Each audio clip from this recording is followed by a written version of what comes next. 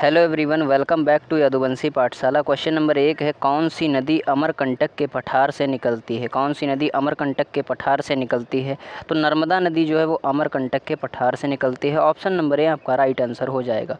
अच्छा, नर्मदा नदी का उद्गम स्थल क्या है? तो नर्मदा नदी का उद्गम स्थल नर्मदा कुंड है। ठीक है, नर्मदा कुंड जो है नर्मदा नदी का उद्गम स्थल है। ठीक, अगर बात करें हम बेतवा नदी की, ठीक है, तो बेतवा नदी का उद्गम स्थल क्या है?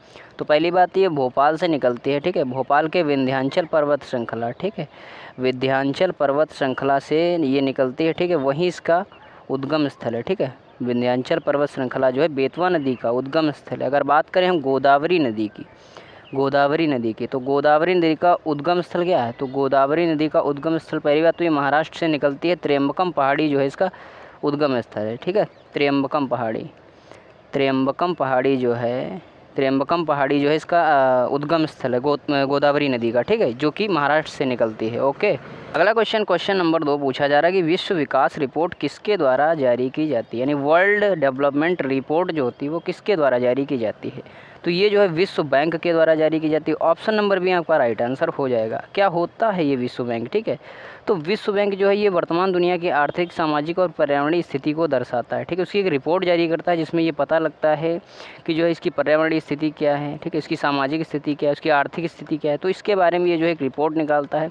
इसे जो है दुनिया की आर्थिक स्थिति और सामाजिक स्थिति का जो है अमूल्य सूचक भी बोलते हैं। ठीक है, क्योंकि ये रिपोर्ट निकालता है जिसमें हमें उसकी आर्थिक स्थिति, कई सारी स्थितियाँ जो है पता लगती हैं विश्व बैंक के द्वारा। ठीक है, तो जो ये जो है विश्व बैंक का कार्य होता है कि विश्व का विकास का रिपोर्ट निकाला जाए, उसमें जो है आर्थिक और पर्यावरणीय जो स्थिति है उसको जो है दिखाया जाए। ये जो विश्व बैंक का कार्य होता है। और बात करें यूएनडीपी की, यूएनडीपी क्या है?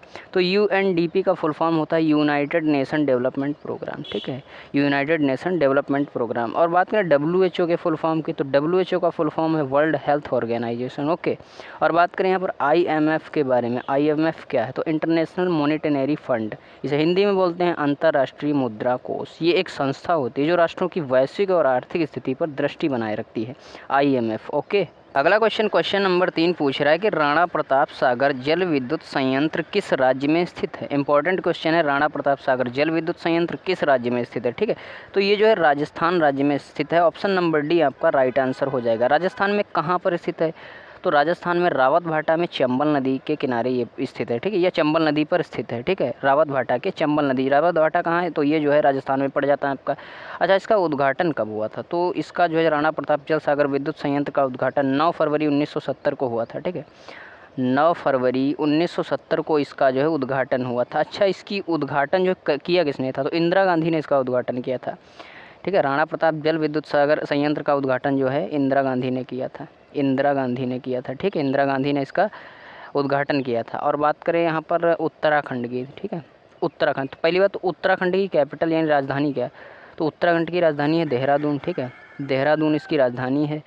और बात करें यहाँ पर क्या है, तो यहाँ पर उत्तराखंड में वैसे तो बहुत सारे जिम कॉर्बेट वगैरह राष्ट्रीय उद्यान है, लेकिन एक फेमस यहाँ पर एक बांध है जो कि उत्तराखंड के देहरादून के जो है बोल सकते हो टिहरी ज़िले में स्थित है। ठीक है, तो उस बांध को क्या बोलते हैं? तो उस बांध को टिहरी बांध बोलते हैं। ठीक है, टिहरी बांध परियोजना। ठीक है, टिहरी बांध परियोजना जो है उत्तराखंड में स्थित है। ठीक है, क्वेश्चन भी पूछा जाता है कि टिहरी बांध परियोजना किस राज्य में स्थित है? तो ये जो है उत्तराखंड राज्य में स्थित है। अगर बात करें हम पंजाब की, ठीक है, पंजाब में क्या है?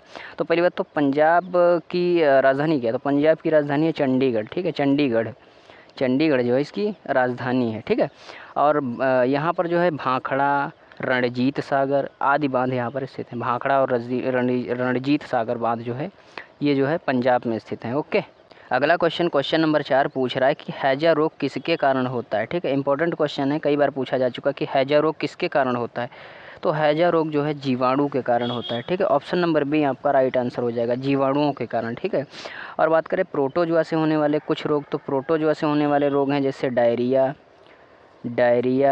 मलेरिया। ठीक है, मलेरिया भी इसके कारण होता है। अतिसार, अमीबी अतिसार, एंट अमीबा हिस्टोलिटिका। ठीक है, अमीबी अतिसार वगैरह जो है प्रोटोजुआ के कारण होते हैं। अब विषाणु के कारण होने वाले कुछ रोग जैसे कि पेचिस, ठीक है, पेचिस, टाइफाइड, ठीक है, टाइफाइड, पोलियो, ठीक है, कोरोना आदि रोग जो है इसके विषाणु के कारण होते हैं। ओके, आगे क्वेश्चन है क्वेश्चन नंबर 5, खुदाई खिदमतगार पार्टी की स्थापना किसने की थी। ठीक है, खुदाई खिदमतगार पार्टी की स्थापना किसने की थी, तो ये जो है खान अब्दुल गफ़्फ़ार ने करी थी। ठीक है, ऑप्शन नंबर ए आपका राइट आंसर हो जाएगा, अब्दुल गफ़्फ़ार खां। ठीक है, इस खुदाई खिदमतगार की इन्होंने स्थापना की थी, एक पार्टी थी, इसकी स्थापना इन्होंने की थी। अच्छा, इन्हें बोला क्या जाता है, तो इन्हें सीमांत गांधी या फ्रंटियर गांधी जो है अब्दुल गफ़्फ़ार को बोला जाता है। याद रखना आप लोग, इन्हें फ्रंटियर गांधी बोला जाता है। ठीक है, फ्रंटियर गांधी बोला जाता है अब्दुल गफ़्फ़ार खां को। ठीक है, इन्होंने एक फ़ौज बनाई थी, एक फ़ौज खड़ी थी जिसका नाम क्या था, कई बार क्वेश्चन में पूछता है। तो इनकी एक फ़ौज थी लाल कुर्ती सेना। ठीक है, लाल कुर्ती सेना।